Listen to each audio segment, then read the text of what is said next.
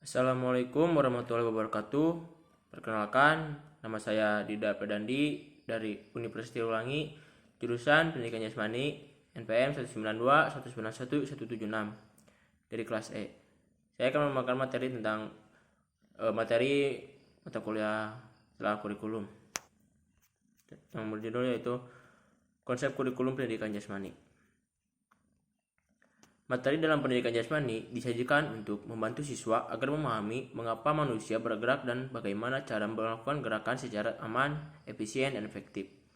Adapun implementasinya perlu dilakukan secara terencana, bertahap, dan berkelanjutan.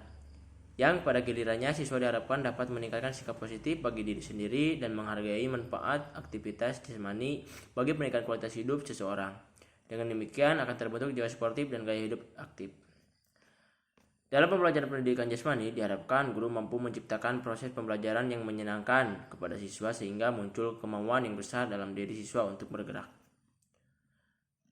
Asumsi dasar program pendidikan jasmani.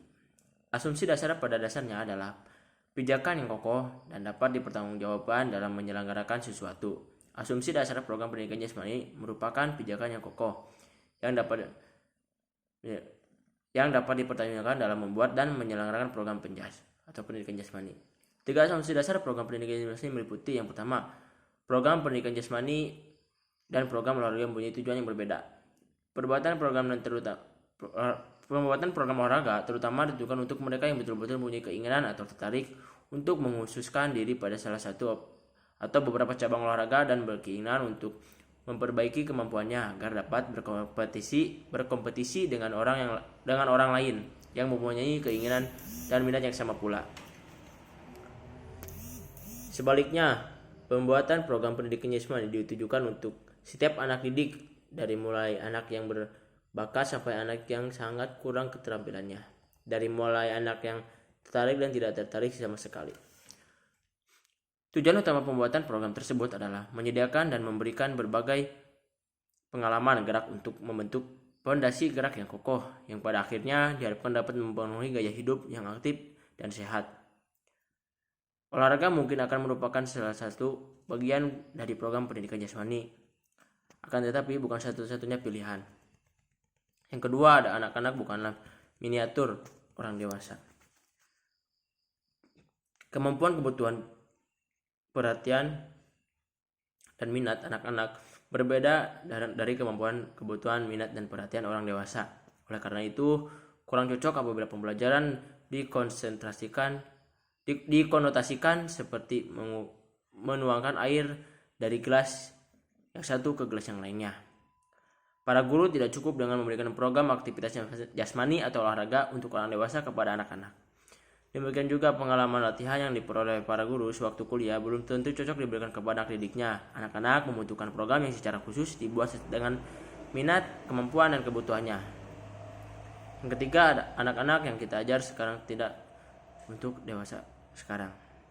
Para pendidik mempunyai tantangan yang cukup besar dalam mempersiapkan anak didik di masa yang akan datang, yang belum bisa didefinisikan dan dimengerti secara jelas, atau paling tidak dalam berbagai aspek dunia nanti mungkin akan sangat berbeda dengan dunia yang ada sekarang. Memperkenalkan anak didik pada dunia yang ada sekarang dan juga sekaligus mempersiapkan anak didik untuk hidup dalam dunia yang pasti di masa yang akan datang.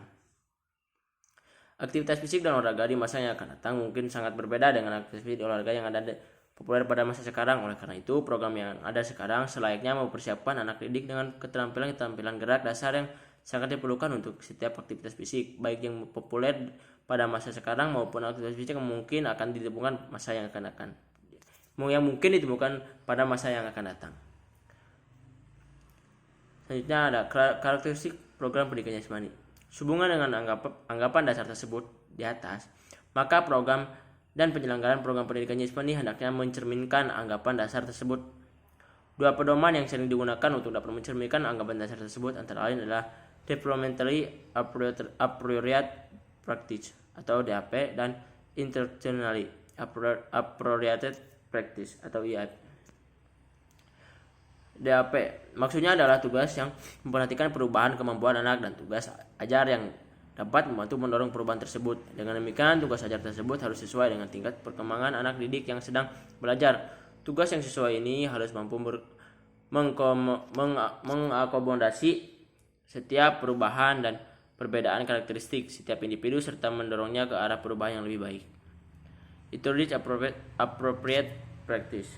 Maksudnya adalah tugas ajar yang diberikan diketahui merupakan cara-cara pembelajaran yang paling baik. Cara pembelajaran tersebut merupakan hasil penelitian atau pengalaman yang memadai yang memungkinkan semua anak didik memperoleh kesempatan dan keberhasilan belajar secara optimal untuk memperoleh gambaran yang lebih lengkap tentang karakteristik pembelajaran penjas tersebut. Selanjutnya ada ruang lingkup materi pendidikan jasmani. Ruang lingkup pendidikan jasmani meliputi beberapa aspek di dalamnya, yaitu permainan dan olahraga, meliputi olahraga tradisional, eksplorasi gerak, keterampilan lokomotor dan non-lokomotor, dan manipulatif, atletik, permainan kecil seperti kasti, rondes, tenis meja, dan yang lain-lain. Permainan bola besar seperti sepak bola, bola voli, dan bola basket. Renang dan berlari berdiri. Selanjutnya ada aktivitas pengembangan sikap tubuh meliputi mekanika sikap tubuh, komponen kebugaran jasmani, dan bentuk postur tubuh. Yang ketiga ada aktivitas senam meliputi ketangkasan sederhana, ketangkasan tanpa alat, ketangkasan dengan alat, dan senam lantai.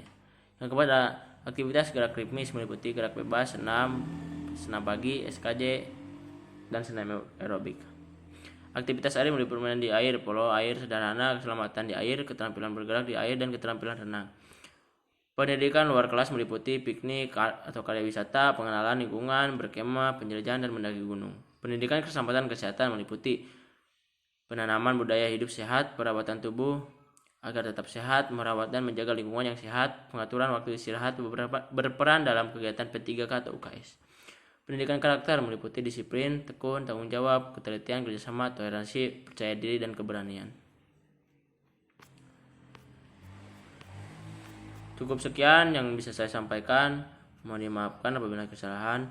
Assalamualaikum warahmatullahi wabarakatuh.